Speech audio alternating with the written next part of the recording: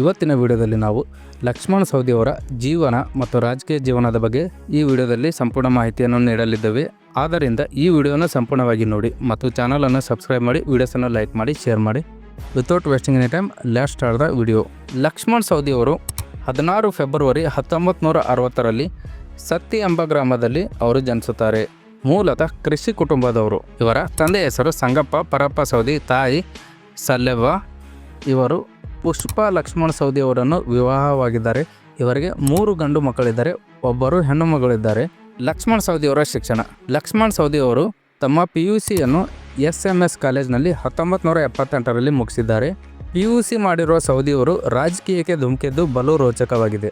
ಲಕ್ಷ್ಮಣ್ ಸವದಿಯವರ ರಾಜಕೀಯ ಜೀವನ 1995ರಿಂದ 1999ರವರೆಗೆ ಜಿಲ್ಲಾ ಸಹಕಾರಿ ಬ್ಯಾಂಕ್ನ ನಿರ್ದೇಶಕರಾಗಿ ಮೊದಲ ಬಾರಿ ಆಯ್ಕೆಯಾಗುತ್ತಾರೆ.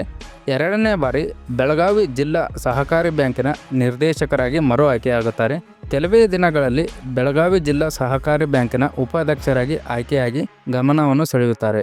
1999ರಲ್ಲಿ ನಡೆದ ಚುನಾವಣೆಯಲ್ಲಿ ಅಥಣಿ ವಿಧಾನಸಭಾ ಕ್ಷೇತ್ರದಿಂದ ಸ್ವತಂತ್ರ ಅಭ್ಯರ್ಥಿಯಾಗಿ ಕಣಕ್ಕಿಳಿದ ಸವದಿ ಅಂದಿನ ಕಾಂಗ್ರೆಸ್ ಅಭ್ಯರ್ಥಿ ಶಹಜಾನ್ ಡೊಂಗರ್ಗಾಂವ್ ವಿರುದ್ಧ 3109 ಮತಗಳಿಂದ ಸೋಲು ಕಾಣುತ್ತಾರೆ. ಬಳಿಕ ಹೋರಾಟದ ಹಾದಿ ಅವರನ್ನು ಉನ್ನತ ಸ್ಥಾನಕ್ಕೆ ತಂದು ನಿಲ್ಲಿಸಿದ್ದು ಇತಿಹಾಸವಾಗಿದೆ.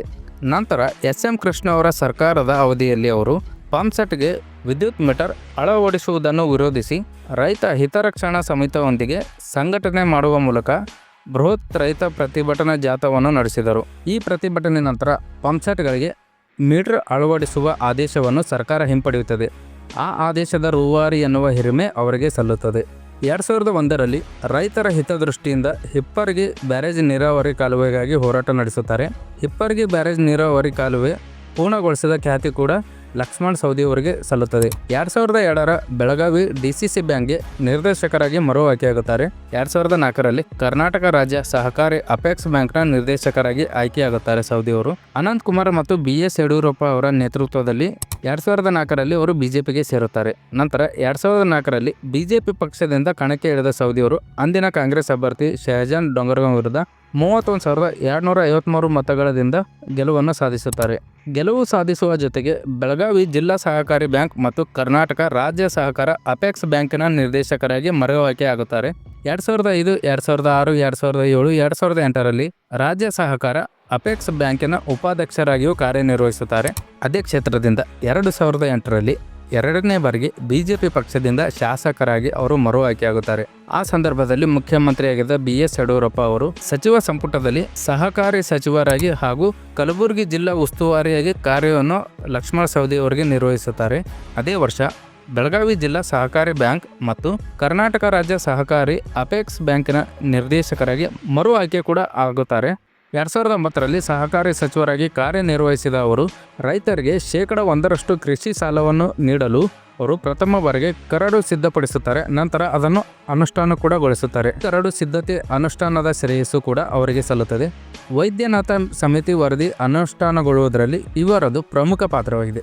2010ರಲ್ಲಿ 90% ರಾಜ್ಯ ಮಟ್ಟದ ಸಹಕಾರಿ ಸಂಸ್ಥೆಗಳು ಹಾಗೂ ಒಕ್ಕೂಟಗಳನ್ನು ಆಡಳಿತಕ್ಕೆ ಒಳಪಡಿಸುವಲ್ಲಿ ಇವರದೇ ಮುಂದಾಳತ್ವ ಆಗಿತ್ತು. ನಂತರ 2012ರಲ್ಲಿ ಕರ್ನಾಟಕ ಸರ್ಕಾರದ ಮುಖ್ಯ ಸಚೇತಕರಾಗಿ ಸವದಿ ಅವರು ನೇಮಕಗೊಳ್ಳುತ್ತಾರೆ.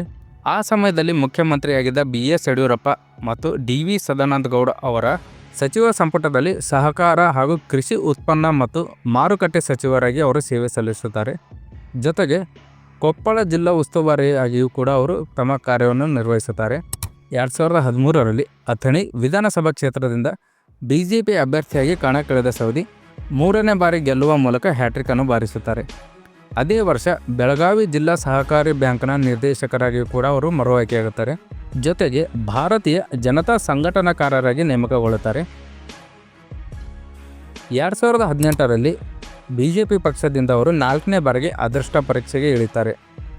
ಆದರೆ ಕಾಂಗ್ರೆಸ್ ಅಭ್ಯರ್ಥಿ ಮಹೇಶ್ ಕುಮಟಳ್ಳಿ ವಿರುದ್ಧ ಕೇವಲ 2741 ಮತಗಳ ಅಂತರದಿಂದ ಅವರು ಸೋಲನ್ನು ಕಾಣುತ್ತಾರೆ.